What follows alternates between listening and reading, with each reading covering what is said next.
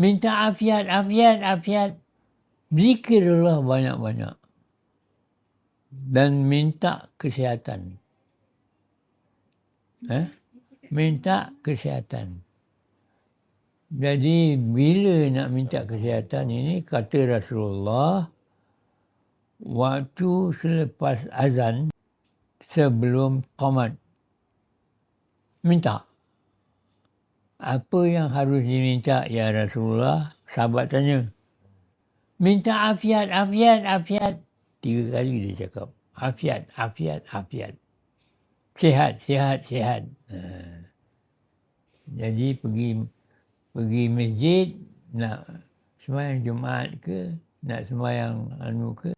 Bila dah habis orang azan, kita nak sembahyang sunat ke, boleh sembahyang sunat. Tapi sebelum tu kita minta afiat. Atau kita dah sembahyang sunat, belum qamat ni. Kita dah sembahyang sunat qabliyah, ba'diyah. Dah sembahyang sunat, kita minta. Allahumma inni as'alukal afwa wal afiyah. Dah cukup. Pendek je. Afwa wal afiyah. Senang tu. Dan ada doa-doa yang boleh buatkan kita tak nyanyuk ialah doa-doa yang masyhur daripada Nabi, doa-doa yang hanya daripada Al-Quran ada. Yang mana dari Al-Quran? Senang. Al-Hasyr. Al-Hasyr menyebut, dia kata, kalau kamu ingat pada aku ingat padamu. Allah kata, kalau kamu ingat pada aku, azkurkum. Fazkuruni azkurkum. Kamu ingat ke aku ingat pada kamu. Kamu ingat dalam majlis yang sikit, aku ingat pada kamu majlis yang banyak. Kamu ingat dalam majlis orang yang banyak, aku ingat kamu lebih banyak daripada itu.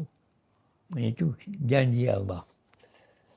Jadi kalau kita nak berdampingan dengan Allah, selalu kita ingat Allah, maka Allah suka. Kalau Allah suka, dia takkan nak bagi nyanyuk. Tak adalah kita dapat nyanyuk. Maknanya tadi apa? Kita ingat Allah selalu.